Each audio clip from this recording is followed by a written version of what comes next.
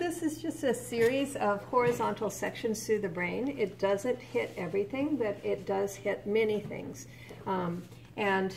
So if we look at this first section, there's not a lot of stuff to see except for this right here. So this entire thing is my right cerebral hemisphere, and this is my left cerebral hemisphere. Okay?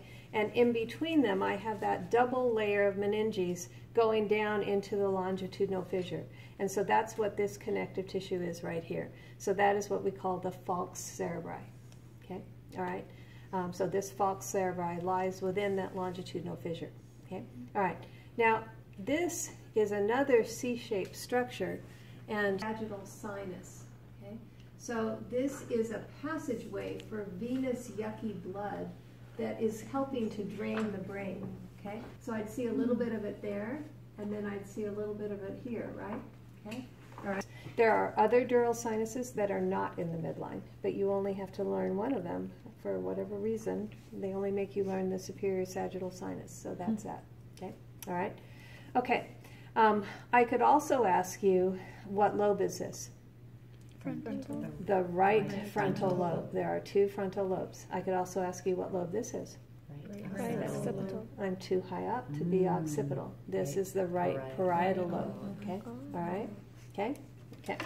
So this is not any different. Okay? So this is still my superior sagittal sinus, the SSS, right? Okay? All right? The superior sagittal sinus. What is this? And you can't abbreviate it, by the way, as SSS. You have to spell it out. Okay? All right. This is the, no, I'm actually putting it on this white connective tissue. So that white connective tissue is the falx cerebri. It's a double layer of meninges that folds into that longitudinal fissure. Okay, so this is the falx cerebri. Okay, all right. I could ask you, what cranial nerve innervates this muscle? So what muscle is this? Temporalis. Temporalis. So what cranial nerve innervates it? Trigeminal. Trigeminal. Okay. Five. Okay. Okay. So in this, I start to see something more interesting. So now I see a hole, right? I see two holes. Okay. So this is my right lateral ventricle, and this is my left lateral ventricle. And remember, I told you there was a wall between them? What was the term for wall? Septum. This is the septum pellucidum. The septum pellucidum. Okay? All right? Do you see this white matter that is allowing communication between my right cerebral hemisphere and my left cerebral hemisphere? Here and here. Can you imagine a C-shaped structure that allows axons to go through like that? Okay? So this is my corpus callosum. Okay? So callosum, if I did a horizontal section, you'd see some of it here, you'd see some of it here, right? Okay? All right, so that right and left cerebral hemispheres. Okay? Here's the front part of the corpus callosum. Here comes the C shape. Here comes the latter part, the posterior part of the corpus callosum. This is still my falx cerebri. This is still my superior sagittal sinus. Okay? All right? Okay, I can still see parts of my right lateral ventricle and parts of my left lateral ventricle. Somebody asked the corpus callosum. I'm just going to remove it. Okay, but somebody asked it on an exam. Okay. And now I see two egg-shaped lobes. So what is egg-shaped? The two lobes of the thalamus. And see that brown line in between them? That's a space. What space is that? The third ventricle. That's your landmark, right? Okay. All right. These other areas of brown tissue or brown coloring on this model are collections of somas or cell bodies in the central nervous system. So what do I call a collection of somas or cell bodies in my central nervous system? Ganglia. No, that's in the peripheral nervous system. Nucleus. Nuclei. So these are what we call cerebral nuclei or basal nuclei.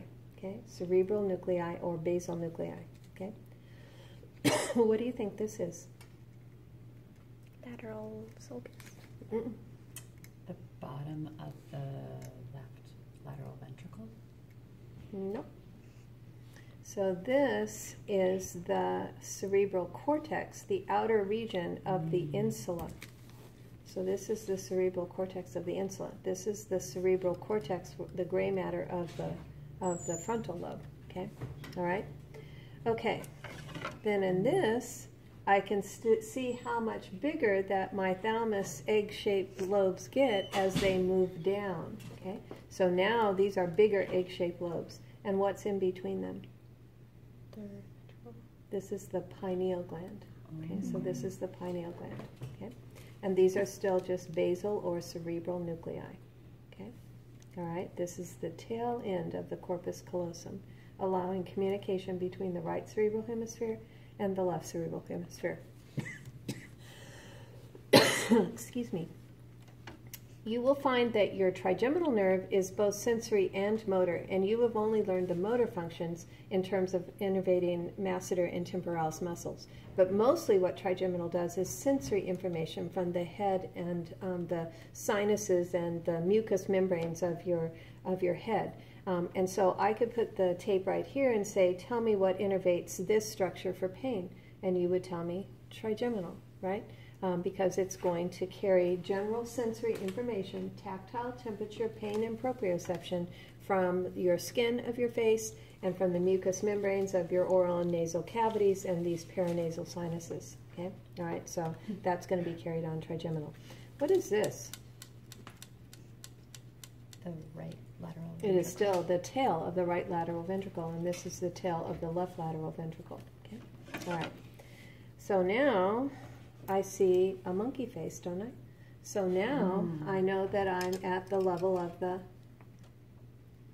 what has a monkey Midbrain? face? The midbrain. Okay? And what's the hole that makes up his mouth? The fourth ventricle. The fourth ventricle, no, not the fourth ventricle, the Cerebral cerebral aqueduct. Okay? And then here's the stalks fourth on the ventricle. front. Okay, so these stalks on the front are called the Peduncle. cerebral peduncles, the cerebral peduncles. Okay, and really what they are myelinated axons coming from the precentral gyrus going down to the anterior gray horn. These are really the corticospinal tracts, but the structure is called the cerebral peduncles. Okay, all right. This is the optic nerve crossing over. Okay, so it's coming from the retina of the eye. It comes slightly up, and that's when they cross over. Okay, so this is cranial nerve, the right cranial nerve 2, and this is left cranial nerve 2, optic nerve. Okay, this is still a monkey face, so this is still the midbrain. This is still the cerebral aqueduct. And what nerve is coming off of this midbrain right here, off of the front of that midbrain? That's right. Look at Jennifer. Look at the board. 3 or 4. The So one in coming the off front of the is front 3. is 3. So this is ocular motor. Okay. The way this is sectioned, you can't see 4, but this is ocular motor. Okay. And here's my pituitary gland sitting in my sella turcica. In fact, this was the very top of my pituitary gland.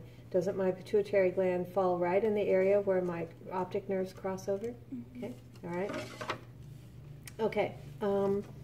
All right, so what cranial nerve is going to innervate my sphenoid sinuses for pain? Trigeminal. Trigeminal. Okay, so trigeminal carries general senses, tactile, temperature, pain, and proprioception from the skin of your face, from your oral cavity, your nasal cavity, and your paranasal sinuses. Okay, all right. It's a big nerve because it's carrying general sensory information from all of those places. Okay, all right. So now, no more monkey face, right? Okay, so that tells me this must be the pons. And so the pons, there's something in between the pons and the cerebellum. So what is this stupid pin got stuck in? There we go. So what is this? The fourth ventricle. That's my landmark. The fourth ventricle lies behind the pons, but in front of the cerebellum. So what is this big nerve coming off of the lateral side of the pons? Trigeminal. Okay, so it's a big nerve and it has a lot of branches, so that's trigeminal. Okay, all right. This is still the pons, okay, because I can still see the diamond-shaped edges of that fourth ventricle. So this is the fourth ventricle. Okay? This is the cerebellum back here. But now I start to see white matter tracks around that fourth ventricle. These are the cerebellar peduncles that allow communication between the brainstem and the cerebellum. Okay? All right, so these are the cerebellar peduncles. Okay? I also see a nerve going out towards these little auditory ossicles, right? So this is vestibular cochlear, cranial nerve 8. Okay? And this is one of the bottom branches of trigeminal. Okay? All right, so now this, there's no more fourth ventricle. So this is the medulla oblongata. I can still see my cerebellar peduncles. Okay? And this, I can see a vertebra. So really this is spinal cord, but it pisses me off that they didn't put in the gray matter correctly, so I won't ask it as the spinal cord. Okay, I mean, how much trouble would it have been for them to put in the anterior gray horns and the posterior gray horns of the spinal cord? Not much. They just screwed up. We can draw it in. Yeah, I did that once, and the